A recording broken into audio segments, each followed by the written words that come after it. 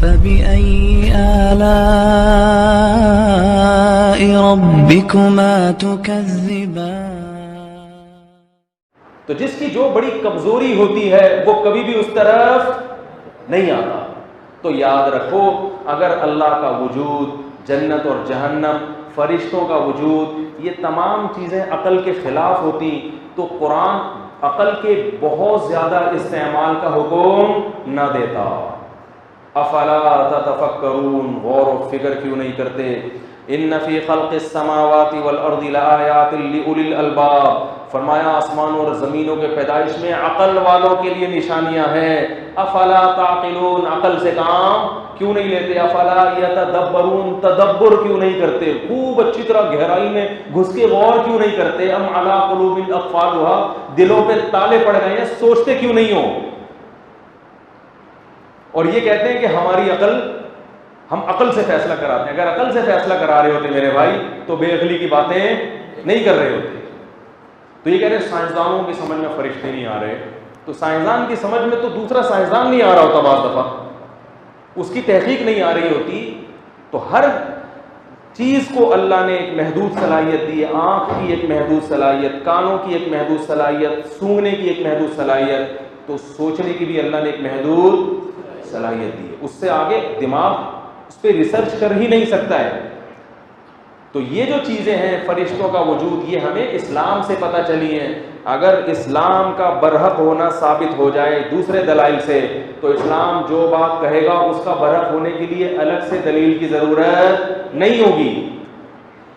جیسے جج کے سامنے دو گواہوں کا برحق ہونا ثابت ہو جائے کسی اور دلیل سے، تو جو دو گواہ کسی اور کے حق میں جب گواہی دیں گے تو اس گواہی کے لیے جج کے پاس الگ سے دلیل ہونا ضروری نہیں ہے، کیونکہ جج کے سامنے اس دلیل سے ایک چیز ثابت ہو گئی ہے جس دلیل کا برحق ہونا کسی اور دلیل سے ثابت ہو گیا ہے. بہت مشکل. تو فرشتوں کا جو وجود ہے اس کا برحق ہونا ایسی دلیل سے ثابت ہے جس دلیل کا برحق ہونا کسی اور دلیل سے ثابت ہے. وہ دلیل کیا ہے وہ ایک الگ ٹاپک ہے، ابھی میں اس پہ بات نہیں کروں گا.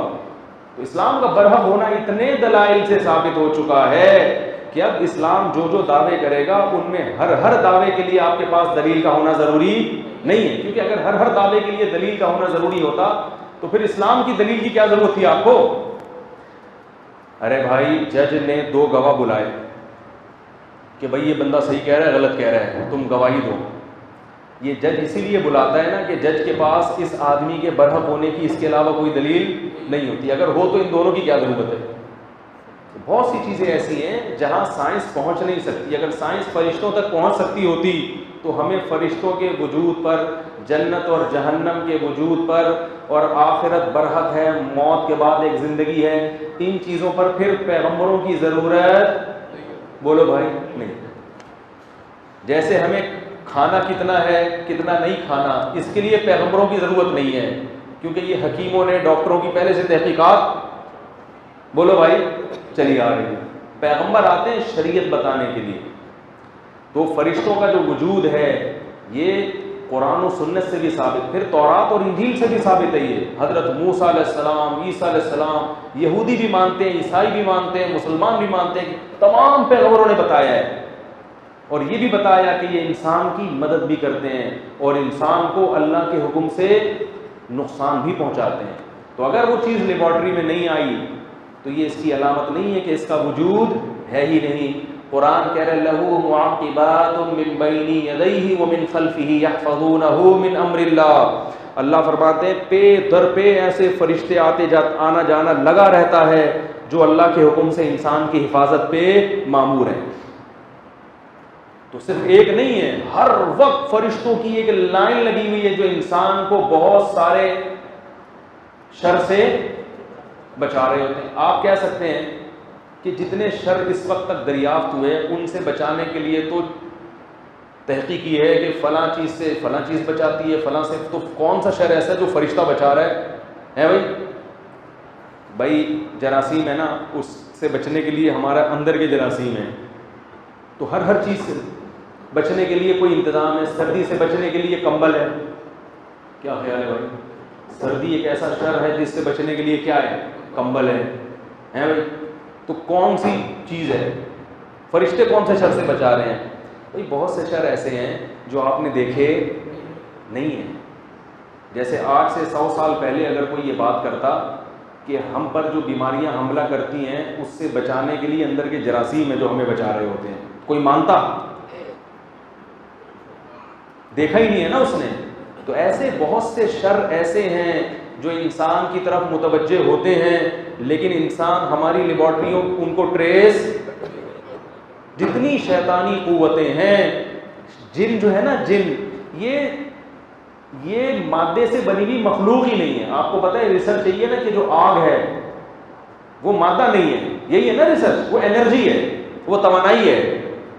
تو جنات کو اللہ نے آگ سے بنایا, تو وہ مادی چیز ہی نہیں ہے کہ جو ہماری لیبارٹری میں وہ کس قسم کی مخلوق بنائی ہے یہ ہم نہیں جانتے. فرشتوں تو جنات سے بھی ہٹ کے ایک الگ مخلوق ہیں جن کو اللہ نے نور سے بنایا ہے, روشنی سے بنایا ہے. تو اب کون کون سی چیزیں شر ایسے ہیں جو ہم پہ حملہ کرتے ہیں وہ ہمیں معلوم نہیں ہے. جب معلوم ہی نہیں ہے تو ان سے بچنے کے لیے بھی اللہ نے کچھ انتظام رکھے ہوئے ہیں. وہ انتظام کس کے ذریعے ہیں؟ فرشتوں کے ذریعے. اور یہ بڑی عجیب مخلوق ہے, قرآن و سنت سے پتہ چلتا ہے, بہت طاقتور ہیں, ان سے اللہ کام لیتے ہیں. بڑی بڑی قوموں کو اللہ نے فرشتوں کے ذریعے تباہ و برباد کیا ہے, اور یہ انسان سے محبت کرتے ہیں, اللہ کی حمد و ثنا کرتے ہیں. یہ ساری صفات قرآن و سنت نے بیان کی ہیں, اور ان میں کوئی بات بھی عقل کے خلاف نہیں ہے. بھائی ہو سکتا ہے ایسی مخلوق ہو سکتا ہے ہمیں اس قسم کی چیزیں نقصان پہنچا رہی ہوں, ایسی مخلوقات ہوں جو ہم نے دیکھی. بھائی ہم نے تو جراثیم دیکھ لی ہے نا, اور بھی تو مخلوقات ہو سکتی ہیں. یہ کون دعویٰ کر سکتا ہے کہ ساری کائنات کی ہر چیز میری سمجھ میں آ گئی ہے؟ یہ دعویٰ کرنا ہی حماقت ہے. میرے ساتھ ایسا ہوا تھا ایک دفعہ, میں وہ کام کر رہا تھا, تو وہ ابھی چھوڑو, پھر میرے واقعہ پہ کلپ بنا دیں گے لوگ, بہت بڑے بزرگ ہیں کرامت مفتی صاحب کی, پھر جو بزرگ مانتے ہیں وہ واہ واہ, اور جو نہیں مانتے وہ گالیاں لکھ رہے ہوں گے. ٹھیک ہے نا, یہ مارکیٹ میں یہ چل رہا ہے. تو یہ جو ہے نا فرشتوں کے ذریعے مدد, یہ مشاہدے پر مبنی حقیقت ہے. بچا لیتے ہیں فرشتے انسان کو. کوئی ایسی دھکا دے دیتے ہیں, بعض دفعہ ایسا بھی ہوتا ہے, گاڑی آ رہی ہے, کئی واقعات ہوئے ہیں, پیچھے سے بس آ رہی ہے, اور کیا ہوا ہے. ایک چھوٹا سا واقعہ میں بتا دوں, اس میں کرامت کا اتنا عنصر نہیں ہے, کرامت کا عنصر نہیں ہے, چونکہ اس میں کی لاجک بھی ہے, اس لیے وہ بتا دیتا ہوں. مجھے یاد ہے میں ایک دفعہ جا رہا تھا, تو ہم بچے تھے نا, ہماری عادت تھی ٹیکنیکل قسم کے کچھ الٹے سیدھے کام کرنے کی, کوئی یونیک قسم کا مارکیٹ میں کام لے کر آئے. تو تندور سے گھر والوں نے روٹیاں لینے کے لیے بھیجا, تو میں روٹیاں لے کے آ رہا ہوں, تو میرے ساتھ میرے کزن بھی. ہم نے کہا اوپر دیکھ کے چلتے ہیں آسمان. بچے تھے نا, نئی نئی شرارتوں کا شوق ہوتا ہے. کیونکہ وہ تقریباً 1 کلومیٹر کا فاصلہ تھا, تو ہم نے کہا کہ ہم اتنے دنوں سے تندور آ رہے ہیں, اب یہ تجربہ کرتے ہیں کہ اوپر دیکھ کے ہم گھر تک پہنچ سکتے ہیں کہ نہیں پہنچ سکتے. یعنی اندازے سے چلتے ہیں, ستاروں کو دیکھ کے. نہیں آ رہی سمجھ, اوپر دیکھ کے, آسمان پہ دیکھ کے چلیں گے, چلتے چلتے نا اندازے سے کون پہنچتا ہے اور کون کہیں اور نکل جاتا ہے. اب کیسی بیوقوفی بھائی, کچھ اللہ کا, لیکن بچوں تو بچے ہوتے ہیں. اب مجھے یاد ہے میں اوپر دیکھ رہا ہوں, اور دیکھتے دیکھتے دیکھتے دیکھتے جا رہا ہوں, مجھے خیال آیا بھائی ایک بس سے نہ, کیونکہ سڑک بھی تھی, کوئی ٹکرا نہ جاؤں. بالکل ایک پوائنٹ پہ آ کے نا مجھے خیال ہوا ہے کہ ایک دفعہ نیچے دیکھ لو. نیچے دیکھا, کھلا ہوا گٹر, ایک قدم اگر آگے ہوتا تو یہ واقعہ سنانے والا آج اس کائنات میں موجود.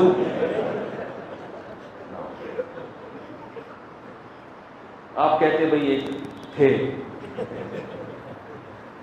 آپ کیا کہتے ہیں, بلکہ کہتے ہی ہمارے گھر والے کہہ رہے تھے ہمارا ایک بچہ تھا, والدین کہہ رہے تھے ایک بچہ تھا.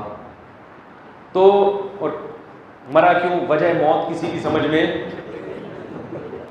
جتنے بھی محققین بیٹھتے وہ لکھتے کہ بچہ اللہ نہ کرے کیوں مرا, کسی کی سمجھ میں نہیں آتا, کیونکہ اس اسٹائل میں تو کوئی بھی نہیں مرا ہوگا بھائی صاحب. تو پھر مجھے اندازہ ہوا کہ بھائی ایسا تجربہ آئندہ. لیکن دیکھو اتنا لمبا فاصلہ میں نے طے کیا, بالکل جب اس کے کنارے پہ پہنچا ہوں اور اگلا قدم گٹر میں, تو یہ عین ممکن ہے کوئی اللہ کی طرف سے کوئی مخلوق ہو جس نے گردن کو نیچے,